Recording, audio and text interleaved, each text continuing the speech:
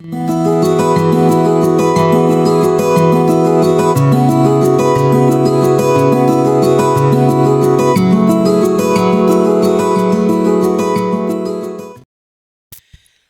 Little Golden Book. Rudolph the Red-Nosed Reindeer Shines Again.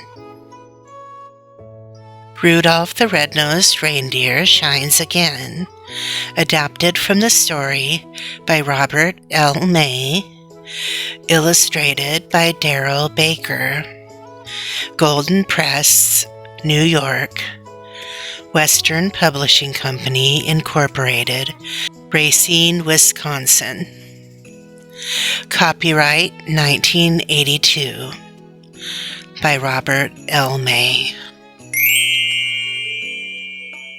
Rudolph the Red-Nosed Reindeer was unhappy. Last Christmas he had been a hero. His shiny red nose had lit the way for Santa's sleigh. But since then the other reindeer had been jealous and unfriendly. "Well now, Red Nose," said Dasher, "let's see you carry this sack to the sled." Rudolph tugged and pulled, but the sack was too heavy for him. Finally it burst open. The other reindeer laughed.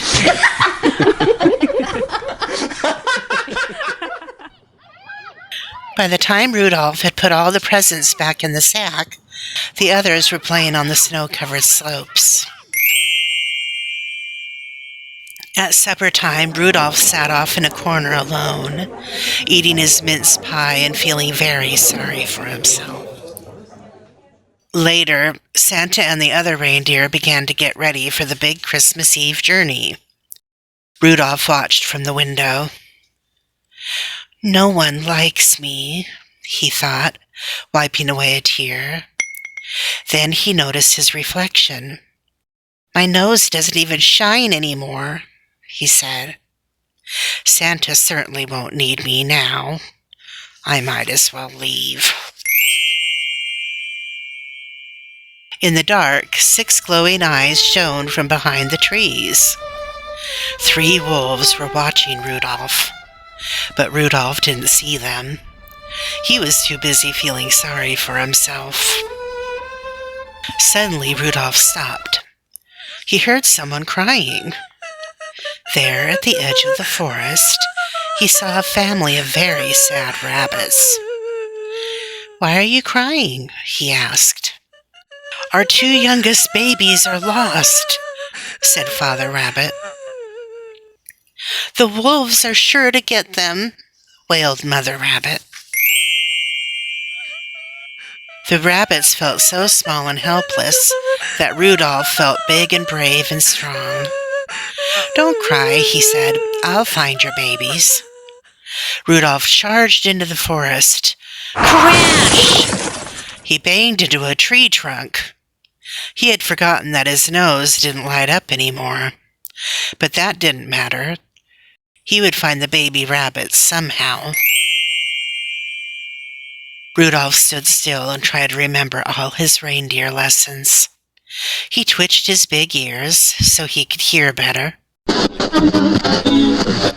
He wrinkled his nose so he could sniff better. Then he moved quietly through the woods, listening and sniffing.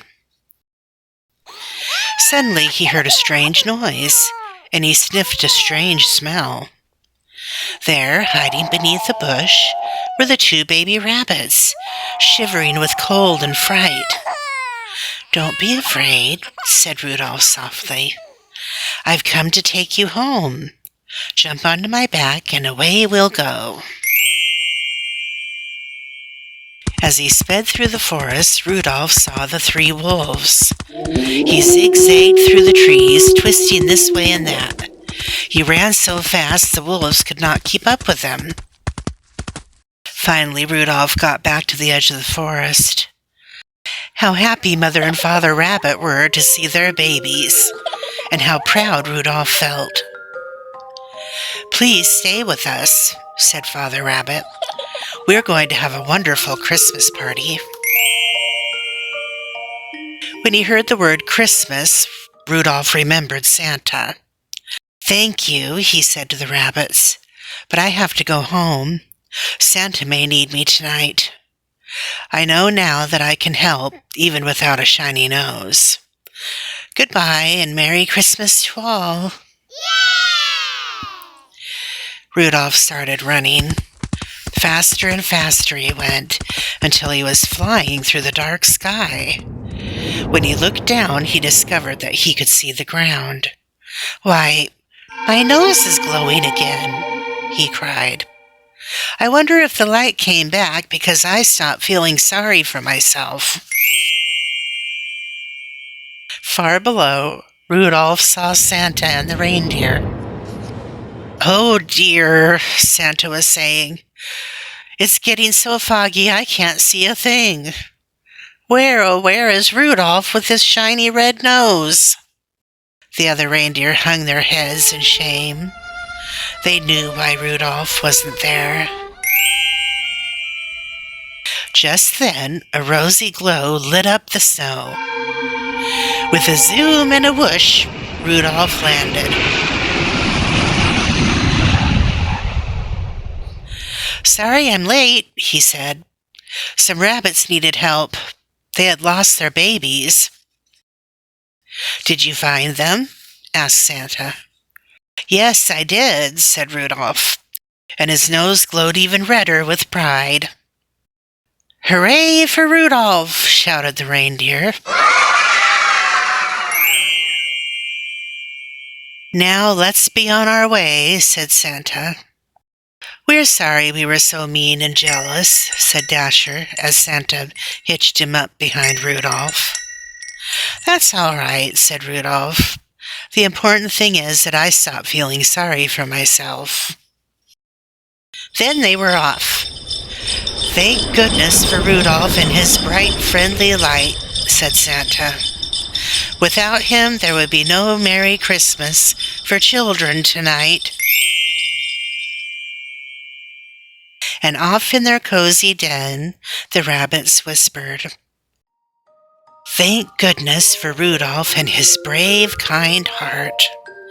Without him, there would be no Merry Christmas for rabbits tonight."